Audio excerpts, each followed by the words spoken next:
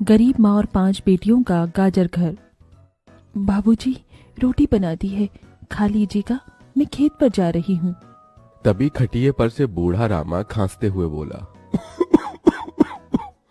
अरे बहू, ये ले, मेरी शॉल लेती जा, बाहर बड़ी ठंड पड़ रही है।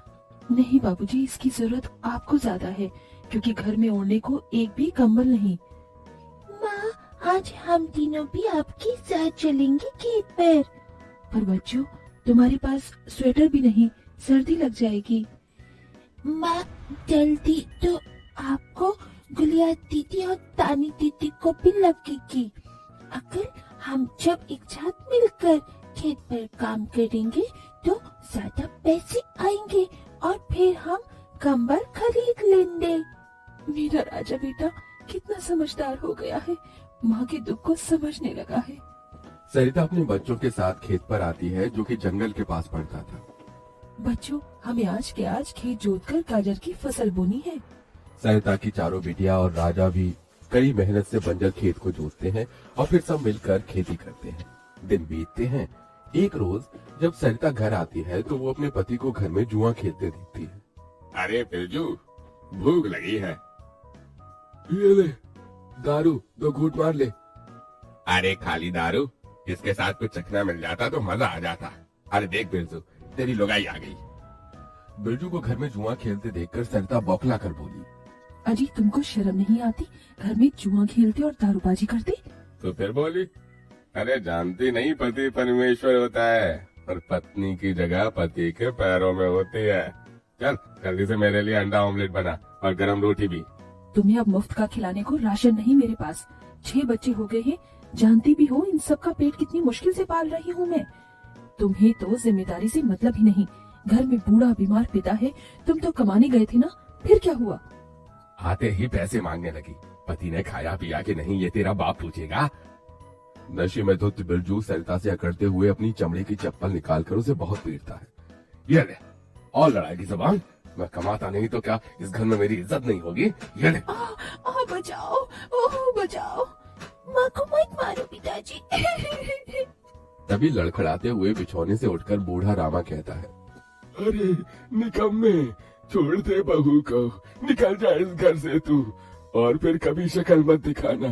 अरे ये मेरा घर है, मैंने बनाया है इसे। बिरजू चला जाता है। तभी रामा रोते हुए बोलता है, अरे जाने कैसे उड़ाऊं, बेटे को जन्म दे दिया है मैंने। मेरे हाथों भारी गलती हो गई जो इसे तेरी शादी कराई। बहू माफ कर दे मुझे। पर उस 5 बेटियों की गरीब माँ का दुख इतना ही नहीं था कि एकदम से जोरदार तूफान उठा और झोपड़ी की छत हवा की झोंके से उखड़ कर गिर गई। हे भगवान, इतना भयंकर तूफान। तानी, बुढ़िया, अंजू, तुम तीनों सोनी, राजा और मुनिया को लेके बाहर निकलो, मैं दादाजी को लेकर आती हूँ। उठिए बाबूजी। नहीं बहू, तू जा, मेरा समय आ गया है। तुझे उन 5 बच्चों की सौगंध, तेरे बाद उन्हें देखने वाला कोई नहीं। जा बहू, जा। सरिता के बाहर निकलते ही पूरी झोपड़ी गिर जाती है। सरिता छाती पीट पीट कर रोने लगती है। बाबूजी। अरे कैसा निर्दयी है रे तू ऊपर वाले। क्या मिला आखिर, क्या मिला तुझे मेरा घर उजाड़ कर? तू खुद तो अपने घर में सो रहा है और मेरी 5 बेटियों को बेघर कर दिया। जवाब दे, तू बोलता क्यों नहीं? सरिता को टूट कर रोता देखकर उसकी 5 बेटी भी बिलख बिलख कर रोती है। चुप हो जाओ माँ, रो मत। माँ, मुझे जल्द से ठंड लगती है। हे भगवान, इतनी बर्फ गिर रही है, मुझे इस ठंड से अपने बच्चों को बचाना होगा। सरिता सबका दरवाजा खटखटाती है, मगर कोई भी मुसीबत में उसकी मदद नहीं करता। हार कर वो अपने जंगल वाले गाजर के खेत में आ जाती है और सब रात भर ठंड से कांपते ठिठुरते हुए बीतती है। माँ, बहुत भूख लगी है। हाँ माँ, मुझे भी भूख लगी है। तभी सरिता की सबसे बड़ी बेटी तानी खेत में देखती है जहाँ लाल लाल गाजर उगे थे। देखो माँ, हमारे खेत में तो गाजर तैयार हो गए हैं। फिर तानी अपने सभी भाई बहनों को गाजर तोड़ कर देती है। ये लो मेरी बहनों, गाजर खा लो।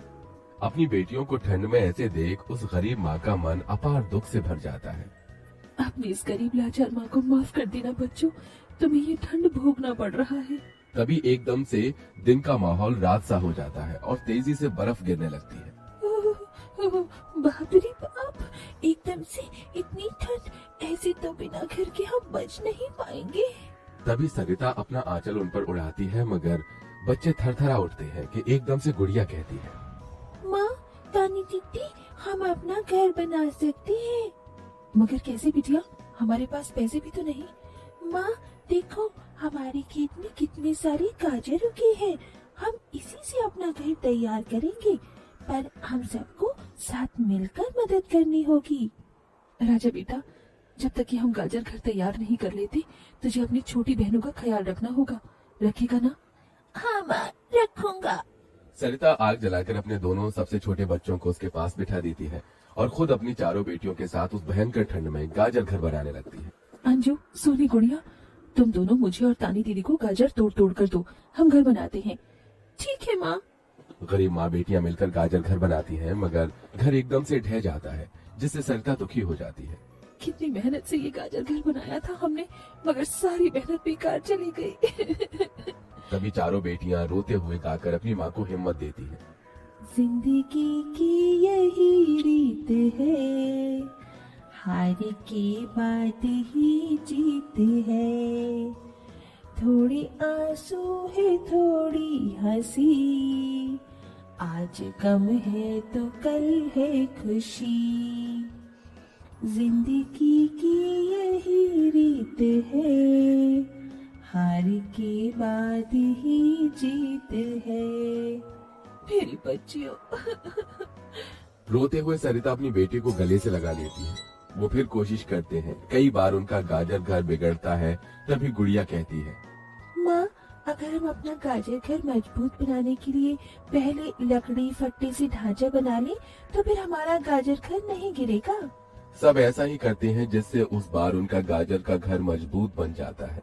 सरिता अपनी पांचों बेटियों और बेटे के साथ घर के अंदर आती है। तब जाकर उनके शरीर को गर्माहट महसूस होती है। अरे वाह वाह दीदी, आप सबने कितना सुंदर गाजर घर बनाया है, और ये कितना गर्म भी है। तभी सरिता अपने बेटे बेटियों का मुंह देखती है। सबकी आंखों में भूख थी। मैं जानती हूँ तुम सबको भूख लगी है ना, अपनी माँ को एक दिन दे दो, मैं कल काम ढूंढ लूंगी। ठीक है, आज हम ये गाजर खाकर सो लेंगे। आप भी खा लो ना माँ, आपने 2 दिन से कुछ नहीं खाया। सोनी अपने नन्हे हाथों से अपनी गरीब माँ को गाजर खिलाती है। अगले दिन सरिता ठंड में इधर से उधर काम ढूंढने भटकती रहती है, मगर कोई उसे काम नहीं देता।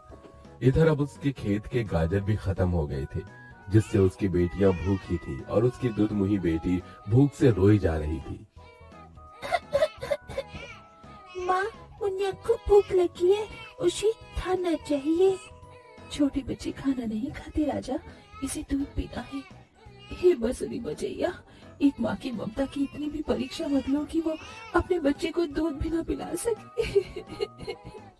तभी सरिता को द्वार पर एक गाय के रंभाने की आवाज सुनाई दी। माँ, लगता है बाहर गाय आई है।